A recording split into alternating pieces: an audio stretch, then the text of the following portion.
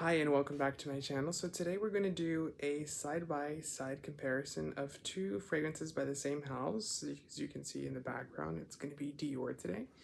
They are both fragrances that focus on one note, and so with that being said, let's get right into it.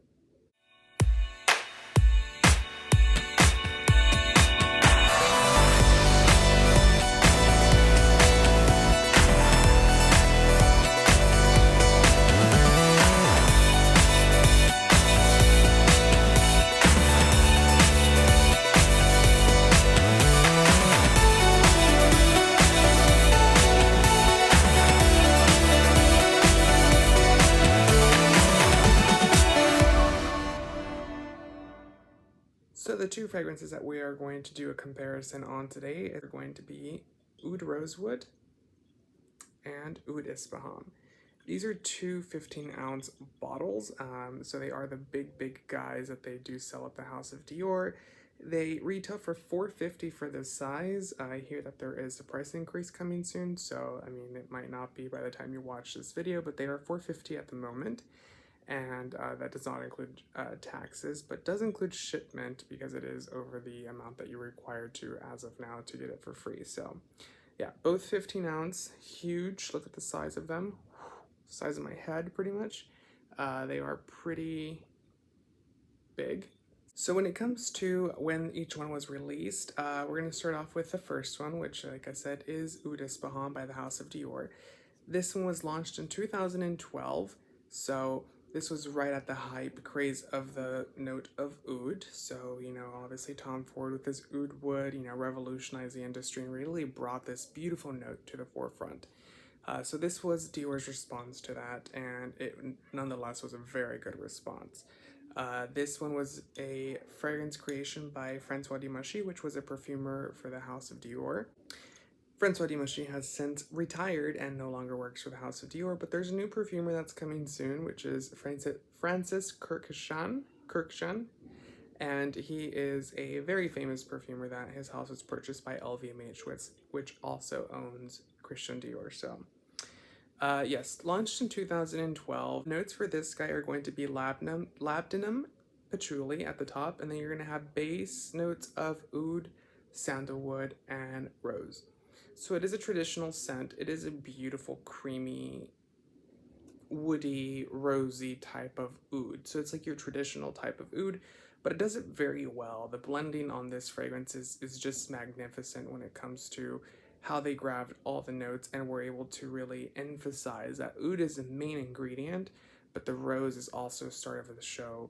But then they grab the sandalwood and make it a creamy fragrance with it as well. The patchouli really makes this an earthy fragrance, and the labdanum makes it have a little bit of a sweetness at the top as well. So just a really great combination of a symphony of notes that really create, you know, the character of this fragrance. This is one of the most loved oud fragrances in the market. It is probably the top seller for the House of Dior, and when it comes to oud, it is listed as one of their best-selling fragrances, and they do a lot of marketing for this guy itself. Yeah, it's an all well-rounded fragrance that, you know, is loved by many, hated by many, because there are a lot of videos out there that's pretty much specify that Ood Ispahan was a lot more potent back in the day.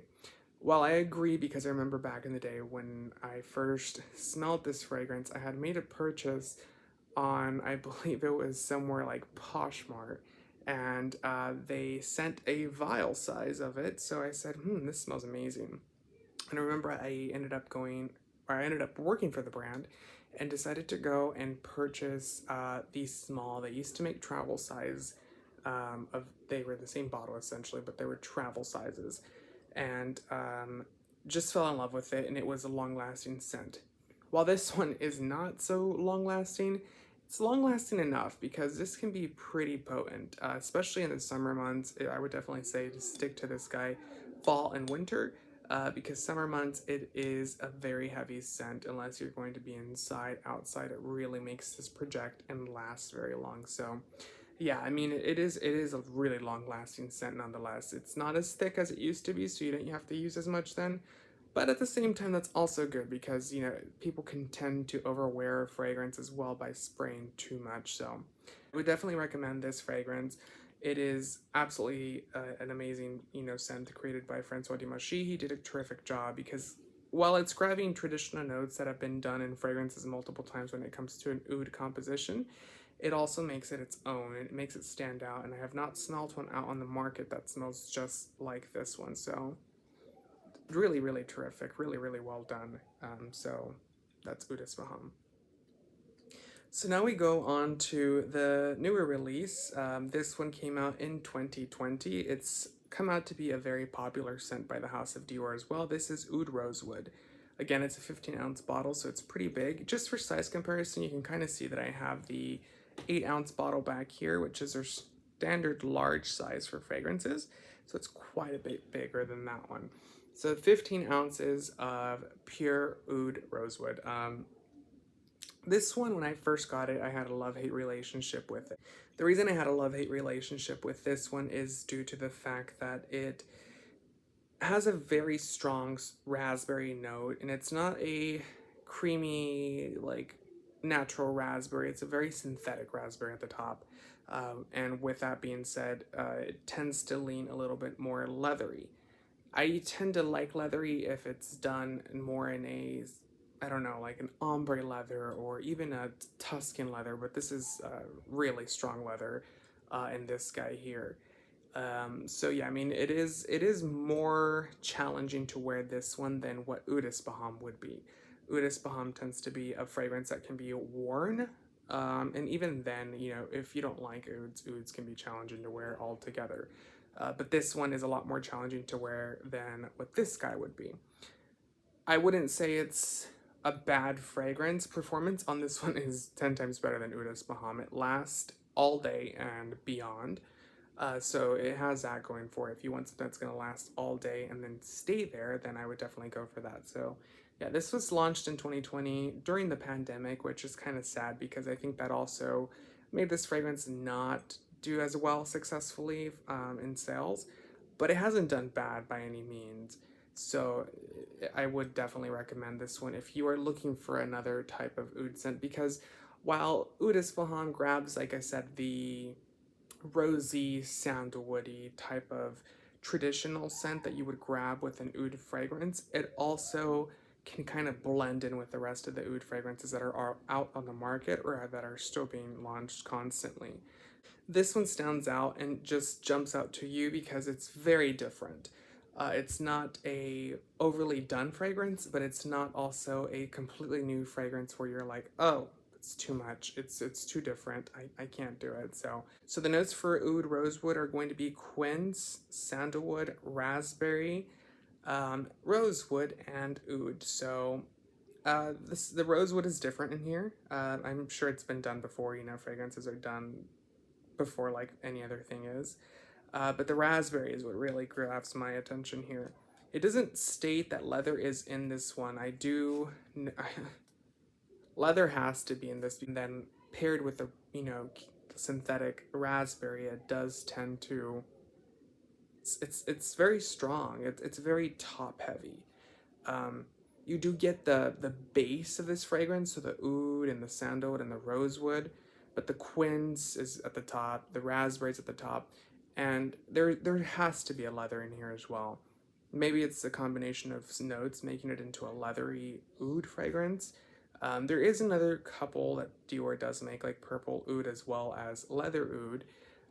I've smelt leather oud. It's very animalic, and for that reason I haven't gotten it, and it's also boutique exclusive now, so you can't order it from Dior.com, and sadly I live in a city that does not have a Dior boutique.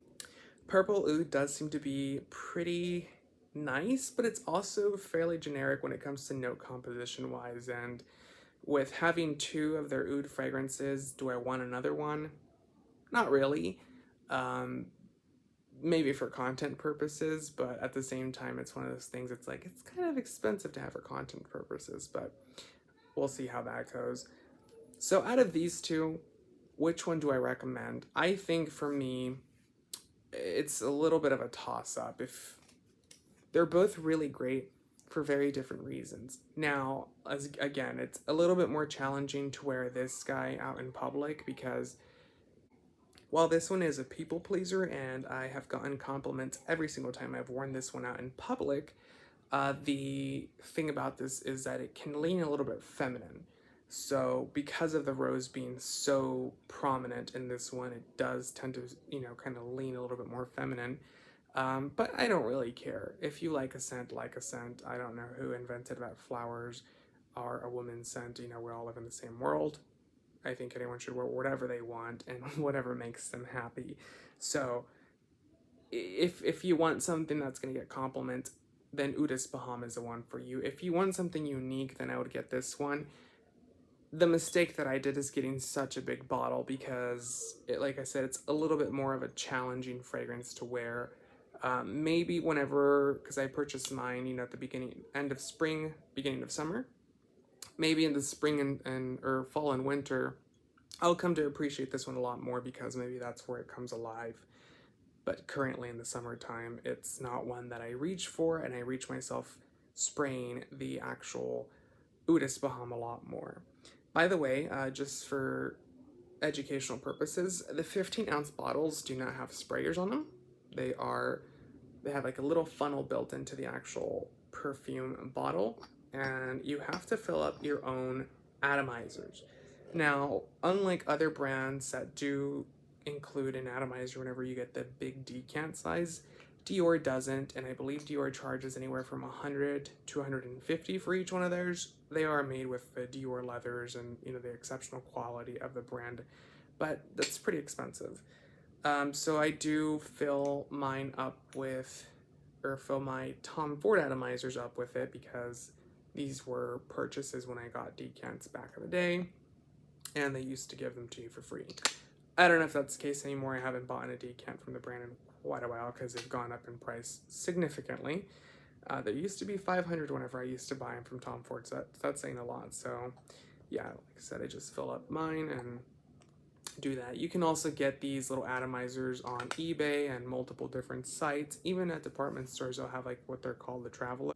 The only thing about certain atomizers that you want to make sure is that you, one, get a funnel, because although it has a funnel, you're going to spill it everywhere, and it's pretty expensive to be spilling everywhere. Two, you also want one that has a twist top, and you can take it out like so and fill up your bottle with the funnel. There's a lot of them out there that are the ones that you pull off the bottom and then pull off the sprayer and then pump. That will not work because there is no pump, so just keep that in mind. That is my comparison of both of these fragrances. Like I said, which one would I go for? I would go for Ood Ispahan if you're new to Oud. If you want something that you're going to be able to wear every day and you want your money's worth, I would definitely go for this one.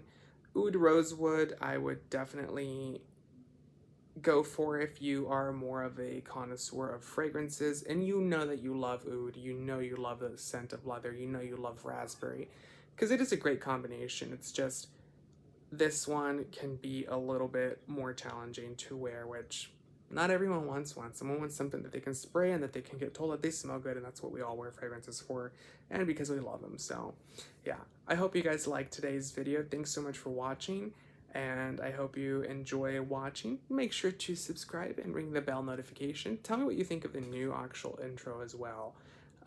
Is it too long? What parts should I cut off? Or do you guys just love it? So thanks for watching. I hope to see you next time. Bye.